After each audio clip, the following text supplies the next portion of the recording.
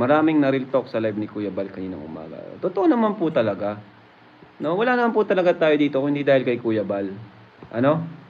Wala po talaga tayo dito. Sabi nga ni Kalinga Prem, kung mabait si Kalinga Prab, masabait pa daw si... Ay, oo.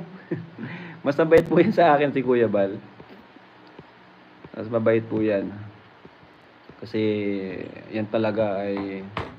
Magkaiba po kami ng mindset ni Papa. Ako talagang ang ko yung pang long term. Si Papa, yung lang yan, hanggat may pantulong, tulong yan, bigay yan kung bigay. Ako naman, iniisip ko talaga yung tawag dyan. Yun nga, yung pangmatagalan ba? Pangmatagalan.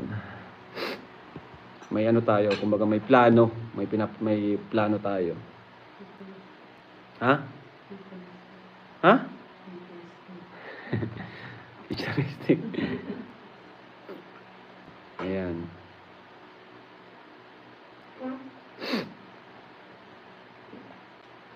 Guys, wag po natin i-bash si Carla, no? Try lang naman po siguro. Wag po natin i-bash. Hindi naman, saka di niya alam yun, di niya aware, di siya aware dun. No? Di lang naman siya nag-live. Ang alam ko dati, nag-live din si Joy, no? Pinagsabihan ko si Joy noon. Nag-live siya, ang alam ko eh. Kasama sila Eden. For me, tampong lolo lang po si Kuya. Yes, tama po kayo. Mabait talaga si Kuya Bal, hindi ko report. Kaya lagi kong pinapanood. Yun yung pinagkaiba talaga. Yun yung pinagkaiba ni Kuya Bal sa lahat ng charity vlogger. Hindi siya yung for content lang. Talagang siya, pagtulong kung pagtulong. Ayan. Yes, wag po nating compare si Biancy at Carla, please lang po. Please lang. Meron si Carla na wala si Biancy, and meron din naman si Biancy na wala kay Carla. Pero both sila ay magaling at mabait na beneficiary ko. Lahat sila ay magaling. Wag po nating compare. Meron silang strength and weaknesses. Ganun din parehas po 'yan. Wala pong mas magaling diyan. Para sa akin, pantay-pantay lang po sila.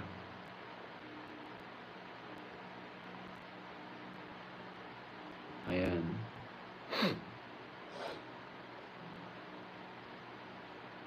Kuya Balis. Oh, ganda. Ang ganda ng pagka-describe ni Biancy kay Kuya Balon. Bayani. Totoo, bayani naman talaga. No? Sa dami ng napabahayan niya, di ba, mga kalinga? Danjoy na. Mira. Dami nag-aabang ng Danjoy dito. Grabe ang Danjoy.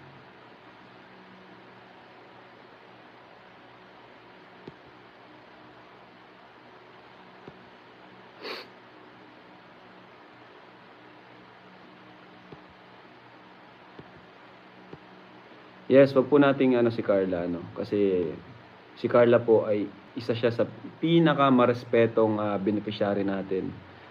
Isa siya sa pinaka-magalang, Napakagalang po niya ni Carla. Lahat ng niya, napaalam yan sa atin, na talagang grabe yung respect niya sa atin. Kaya wag po nating si Carla. Nag-try lang naman po isang beses. Love ni Kuya Bal at Ate Edna si Biancy. Ayan. Lahat naman po yan.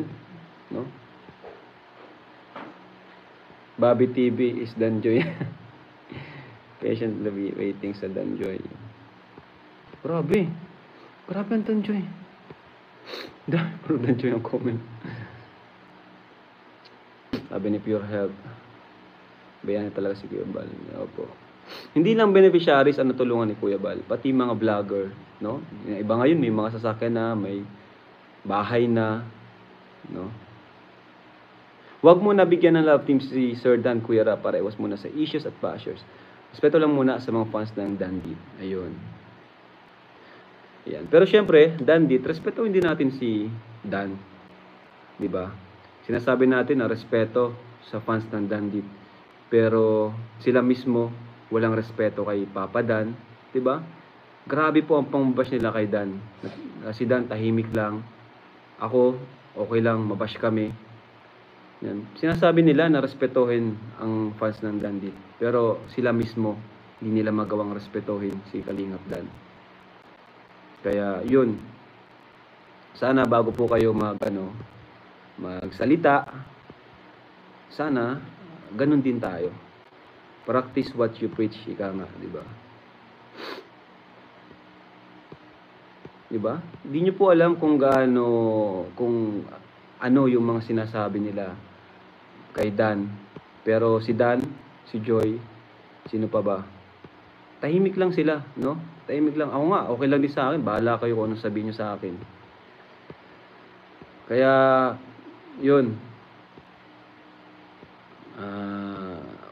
Kung gusto nyong respetuhin ang Dandit, no? Respetuhin nyo rin si Dan at si Joy. No? Alam namin yan, alam po namin yan mga alam namin, nakita namin yung mga pambabash ng Dandit, no? Kay Dan, yung iba below the belt na yung mga sinasabi. Kaya yun lang naman ang comment ko doon. Yun lang naman ang comment ko doon. Kasi unang-una, wala pa naman pong Dan Joy talaga eh. Pero grabe na po sila, grabe na yung pambabash nila, grabe yung paninisi nila kay Joy. Di ba? Unang-una, di naman po magjowa si Dan saka si Medit. Kung tutuusin, grabe po yung natulong ni Dan kay Medit. Di ba? Sumasama siya sa Naga kahit may schedule siya, kahit may mag-vlog siya sa beneficiaries niya. Isinasantabi yun ni Kalingap Dan para matulungan si Medit, para ma-i-vlog, para magkaroon ng sponsor si Medit, no? Kasi alam naman natin na pag may love team, sobrang laki ng daming sponsors, no? Nung pinasok natin si Dan kay Medit, biglang lumakas si Medit, biglang dumami yung sponsors. Kaya bakit nyo ibabash si Dan na ang dami niyang sinakripisyo para sa love team nila, no?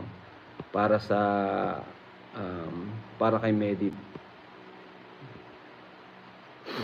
Kaya wag po nating hindi po deserve ni Dan 'yon.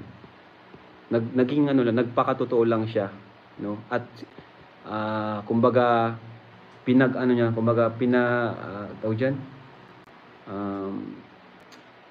pinagtanggol niya lang or kinover up na niya yung pambabash.